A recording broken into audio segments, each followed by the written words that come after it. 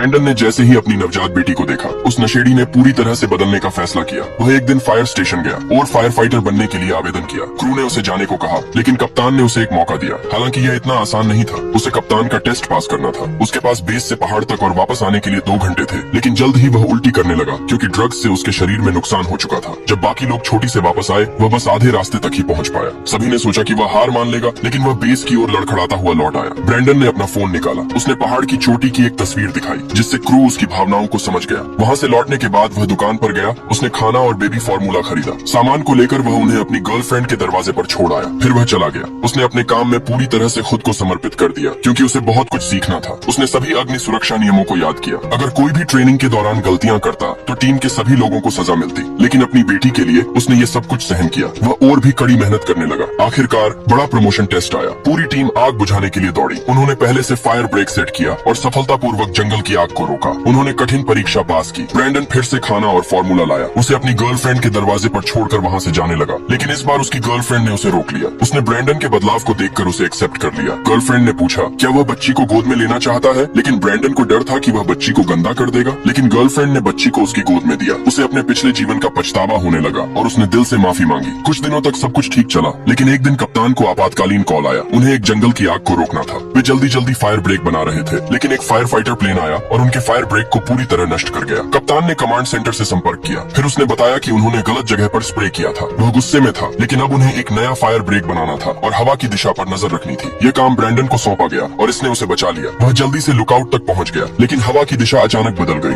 आग टीम की ओर बढ़ने लगी। उनका फायर ब्रेक अभी पूरा नहीं हुआ था। आग ने जल्दी ही सभी रास्तों को रोक लिया। कप्तान ने खतरा देखकर टीम से कहा, फायर शेल्टर लगाओ। फिर उन्होंने सब कुछ किस्मत पर छोड़ दिया। बचाव दल 5 घंटे बाद पहुंचा। उन्हें 19 जली हुई लाशें मिली। सिर्फ ब्रैंडन के अलावा पूरी टीम मर चुकी थी। उसने दुख के मारे अपनी सीट को ही तोड़ डाला। एक सहकर्मी ने उसे आराम करने के लिए कहा। इसी बीच सभी परिवार जिम में इकट्ठा हुए। वे उम्मीद कर रहे थे कि जीवित व्यक्ति उनका अपना होगा, लेकिन ब्रैंडन के आते ही वे रोने लग गए। क्या आप भी फायर फाइटर बनना चाहते हो?